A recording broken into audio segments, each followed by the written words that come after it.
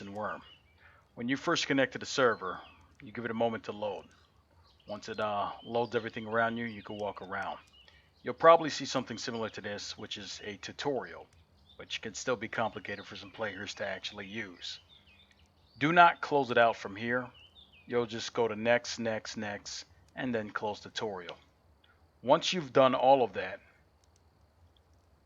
a bunch of windows will pop up on your screen.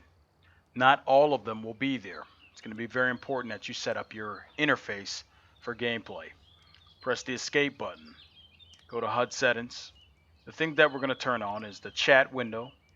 And anything here white, it means that it's on. Black means it's off. We'll turn chat window on, compass, event window, fight window, health bar, menu,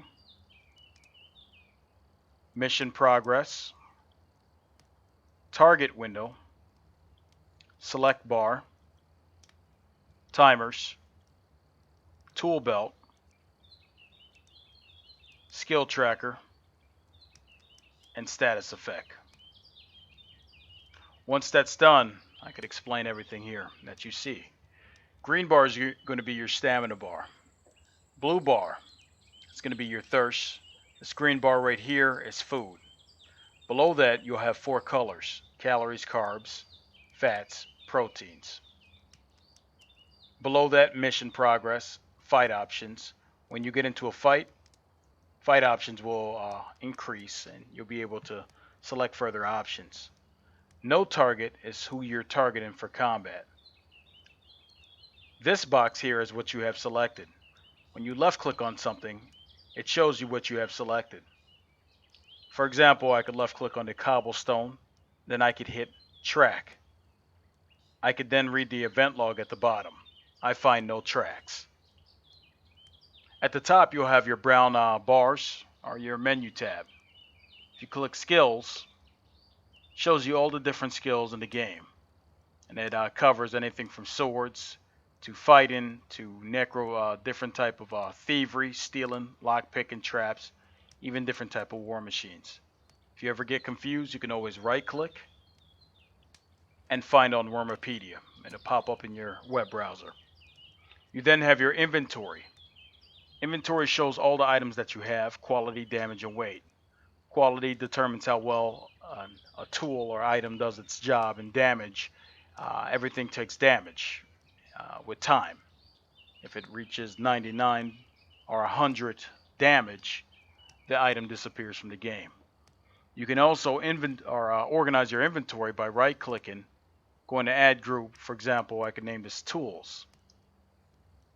And if I don't want that there, I can right-click it and hit remove. At the top, you'll see time. You could click this and read the event log. Every year in game is one real life month, so every week is equivalent to one season.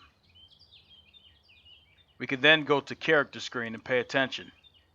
Anything that we put on the character screen is what we use for combat. You may notice that you have some starting items in your starting character. These items won't last forever. Eventually you will have to make new ones. But you can drag it onto the skeleton and it will equip it. It's important to understand that whatever's on the character screen is what is used for combat. You're telling the server what you want to use for combat. You can also drag, for example, the sword and shield to its respective slots. The skeleton represents anything that any type of damage that you get on your body. It's going to reflect here. If you get damage on your right hand, it will show some type of lighted indicator. Top left hand corner will show you a weight. If you put your arrow over it, it shows equipment weight, which is on your character screen here, inventory weight, which is right here, and then it shows the total weight, which is the sum of both equipment and inventory weight. Then it shows you your speed limitations. In the event that you do want to unequip all your armor very quickly, you can right click on body and hit unequip all. We can also turn off the GUI by clicking that, and then we could press F10 on our keyboard to bring it back. Top right hand corner shows you status effect on your character. Event log shows you anything that happens within 5 tiles. I'm regretting this, but right click on any item, go to emote, go to offensive, and hit fart. If someone were to fart within your 5 tiles, it's going to display here. Local chat will show you anyone within 50 tiles.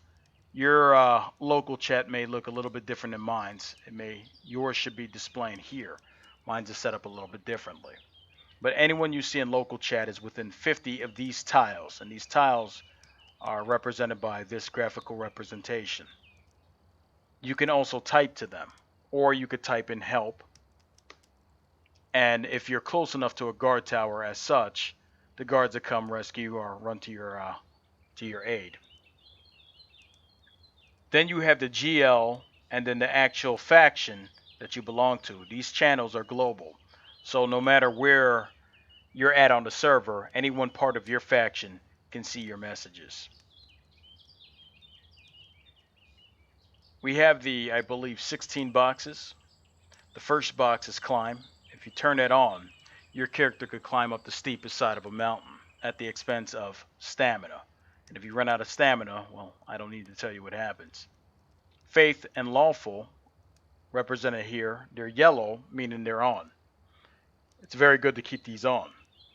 What it does is keeps you from breaking rules that are set in certain deeds or certain laws. Keeps you safe. It physically binds you to doing laws or being lawful. Next, you have stealth mode. It allows you to turn invisible and sneak around. Auto fight will determine the best actions to make in combat. It's never recommended to keep this on, so make sure it's off. Your sleep bonus, represented here. You can also see a bar under here if you did have sleep bonus, right under your calories, carbs, fats, and proteins. Your character accumulates sleep bonus when he logs or she logs off at a bed.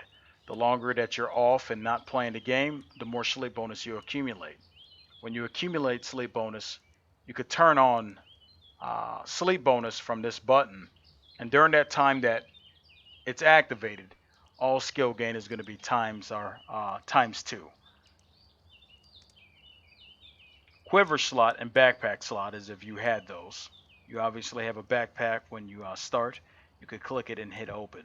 Or you could just go to the character screen, and for your backpack slot, just right click it and hit open. We talked about inventory, skills, character. The journal.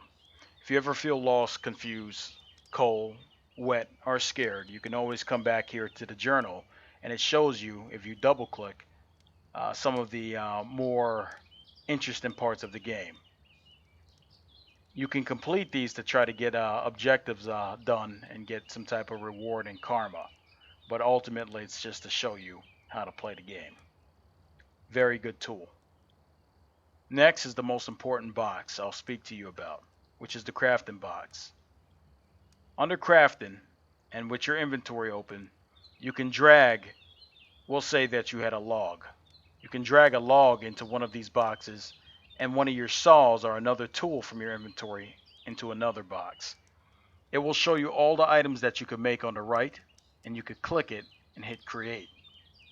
But in order to know what you can make in the game, you can click here in the toggle crafting recipes. Here you can see all the different things you can make, and as you double click it, it will show you a little bit more information on how to do so.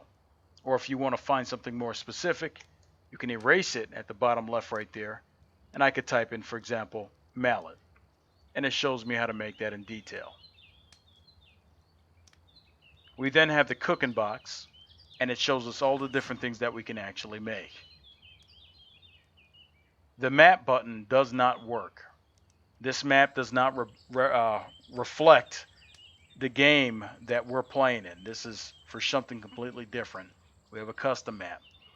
The only map that you'll be able to use is the one that you draw with pen and paper, unfortunately. And then lastly is main menu. Keep in mind and keep note that Valerie map is here, and it shows the different gods, where they're moving, and how many days. This goes hand in hand. This Valerie map goes hand in hand with mission progress.